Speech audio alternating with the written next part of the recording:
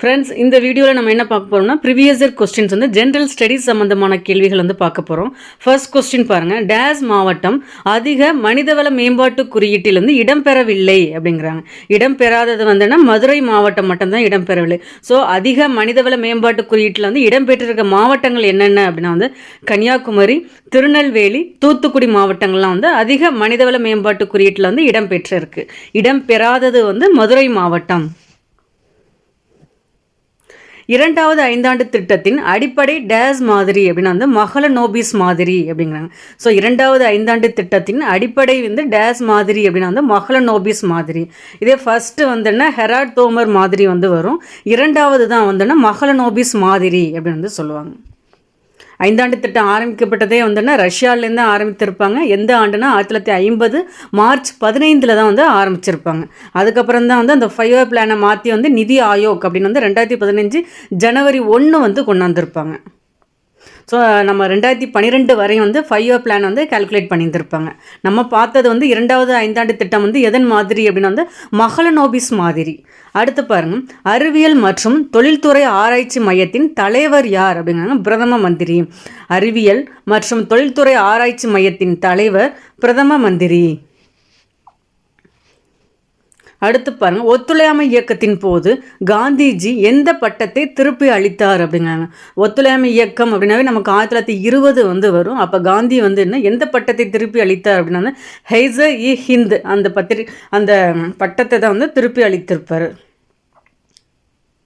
ஹைசர்-இ-ஹிந்த். ஏன்னா வந்து C option D option எல்லாமே ரொம்ப நெருங்கின தொடர்பு இருக்கு, நல்லா பார்த்துங்க. ஒத்துழையாமை இயக்கத்தின் போது காந்திஜி எந்த பட்டத்தை திருப்பி அளித்தார் அப்படின்னா வந்து ஹைசர்-இ-ஹிந்த். அடுத்து பாருங்க, தமிழ்நாட்டில் விற்பனை வரி யாரால் அறிமுகப்படுத்தப்பட்டது அப்படின்னா வந்து ராஜாஜி அவர்கள் தான் அறிமுகப்படுத்தியிருப்பாங்க. இந்த சேல்ஸ் டேக்ஸ் வந்து அறிமுகப்படுத்தினது யார் அப்படின்னா வந்து ராஜாஜி வந்து 2 டைம்ஸ் வந்து சிஎம் வந்து இருந்திருப்பாங்க. 1937 to 39 இருந்திருப்பாங்க. 1952 to 54 இந்த 2 டைம் வந்துன்னா சிஎம் வந்து இருந்திருப்பாங்க. அப்போ வந்துன்னா தமிழ்நாட்டில் விற்பனை வரி யாரால் அறிமுகப்படுத்தப்பட்டது அப்படின்னா வந்து ராஜாஜி அவர்களால் தான் வந்து அறிமுகம் செய்யப்பட்டது. குலக்கல்வி திட்டம் கூட வந்து ராஜாஜி தான் கொண்டு வந்திருப்பாங்க. பட் வந்து அதுக்கு வந்து ரொம்ப எதிர்ப்பு இருந்திருக்கும். காமராஜர் அவர்கள் கூட வந்து ரொம்ப எதிர்ப்பு தெரிவிச்சிருந்திருப்பாங்க. தென்னாப்பிரிக்காவில் சத்தியாகிரகம் எனும் நூலை மகாத்மா காந்தி எப்பொழுது வெளியிட்டார்? ஃபர்ஸ்ட் நம்ம இதில் தெரிஞ்சுக்க வேண்டியது வந்து என்னென்னா, காந்தி அவர்களோட நூல் தான் வந்து தென்னாப்பிரிக்காவில் சத்தியாகிரகம் அப்படின்னு. அதை எப்போது வெளியிட்டார் அப்படிங்கிறதான் நம்ம கேள்வி. 1928. தென்னாப்பிரிக்காவில் சத்தியாகிரகம் என்னும் நூலை மகாத்மா காந்தி எப்பொழுது வெளியிட்டார் அப்படின்னா 1928. நிதி ஆயோக்கின் தலைவர் யார் அப்படின்னா வந்து இந்திய பிரதமர் அப்படிங்கிறாங்க. நிதி ஆயோக் அப்படின்னா வந்து நிதி ஆயோக்கின் தலைவர் இந்திய பிரதமர் அப்படிங்கிறாங்க. இது வந்து என்ன, பிளானிங் கமிஷனுக்கு மாற்றாக கொண்டு வரப்பட்டதான் வந்து நிதி ஆயோக் அப்படின்னு சொல்லுவாங்க. National institution for transforming India, அதுதான் இவரோட எக்ஸ்பான்ஷன் வந்து நிதி ஆயோக் வந்து கேட்டிருந்தாங்க. அதன் தலைவர் யார் அப்படின்னா வந்து பிரதமர். இதன் நிர்வாக தலைவர் யார் அப்படின்னு லாஸ்ட் குரூப் 4 கேள்வியில் கேட்டிருந்தாங்க. அதுக்கான ஆன்சர் வந்துன்னா துணைத் தலைவர் வந்து வருவாங்க. தலைவர் தான் வந்து நிதி ஆயோக்கின் தலைவர்னா பிஎம் வந்து வருவாங்க. நிர்வாக தலைவர் யார் அப்படின்னா அதன் நிதி ஆயோக்கோட துணைத் தலைவர் தான் வந்து நிதி ஆயோக்கோட நிர்வாக தலைவராக வந்து இருப்பாங்க. இப்போ இருக்கிறது யார் அப்படின்னா வந்து சுமன் பெரி தான் வந்து இருக்காங்க. அம்பேத்கரால் ஆரம்பிக்கப்பட்ட அரசியல் கட்சி வந்து எது அப்படின்னா வந்து இந்திய குடியரசு கட்சி அப்படின்னு வந்து சொல்கிறாங்க. இதே அகில இந்தியா ஃபார்வர்ட் ஃப்ளாக் அப்படின்னா வந்து யார் அப்படின்னா வந்து நேதாஜி அவர்கள் வந்து வருவாங்க. நம்ம கேள்வி என்ன, அம்பேத்கரால் ஆரம்பிக்கப்பட்ட அரசியல் கட்சி வந்து இந்திய குடியரசு கட்சி. தன்னாட்சி தத்துவமான இந்தியா இந்தியர்களுக்கே என்னும் கூற்றை முதலில் வெளியிட்டவர் யார் அப்படின்னா சுவாமி தயானந்த சரஸ்வதி தான் வருவாங்க. இந்தியா இந்தியர்களுக்கே அப்படின்னு வந்து கூற்றை முதலில் வெளியிட்டவர் யார் அப்படின்னா சுவாமி தயானந்த சரஸ்வதி. சத்யார்த்த பிரகாஷ் அப்படிங்கிற நூலை கூட வந்து எழுதியிருப்பாங்க தயானந்த சரஸ்வதி. இந்திய தேசிய காங்கிரஸின் எந்த அமர்வில் தேசிய பாடலான வந்தே மாதரம் முதலில் பாடப்பட்டது அப்படின்னா வந்து கல்கத்தாவில் வந்து 1896. ஸோ தேசிய பாடல்னா வந்தே மாதரம், அது எந்த இதில் வந்து பாடப்பட்டது அப்படின்னா எந்த அமர்வில் பாடப்பட்டது அப்படின்னா கல்கத்தா காங்கிரஸ் அமர்வில் 1896. ரொம்ப முக்கியம். காமராஜரின் அரசியல் குரு அப்படின்னா வந்து சத்தியமூர்த்தி தான் வருவாங்க. காமராஜரின் அரசியல் குரு வந்து சத்தியமூர்த்தி. ராமாயணத்தில் சுந்தரன் என்னும் பெயரால் அழைக்கப்படுபவர் யார் அப்படின்னா வந்து அனுமன். ராமாயணத்தில் சுந்தரன் என்னும் பெயரால் அழைக்கப்படுபவர் யார் அப்படின்னா வந்து அனுமன். தமிழ்நாட்டின் ரூசோ என்று அழைக்கப்படுபவர் யார் அப்படின்னா தந்தை பெரியார். தமிழ்நாட்டின் ரூசோ என்று அழைக்கப்படுபவர் வந்து தந்தை பெரியார்.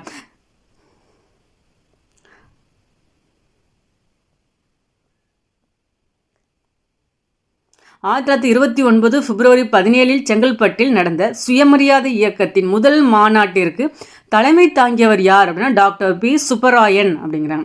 ஸோ அந்த செங்கல்பட்டில் தான் வந்து முதல் சுயமரியாதை மாநாடு வந்து நடந்திருக்கு. சுயமரியாதை இயக்கத்தின் முதல் மாநாடு நடைபெற்ற இடம் வந்து செங்கல்பட்டு. ஆண்டு 1929 பிப்ரவரி 17. அந்த மாநாட்டிற்கு வந்து தலைமை தாங்கியவர் யார் அப்படின்னா டாக்டர் பி சுப்பராயன் அப்படிங்கிறாங்க.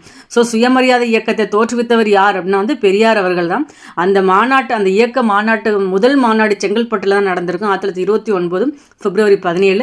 அந்த மாநாட்டிற்கு தலைமை தாங்கியவர் யார் அப்படின்னா வந்து டாக்டர் பி சுப்பராயன்.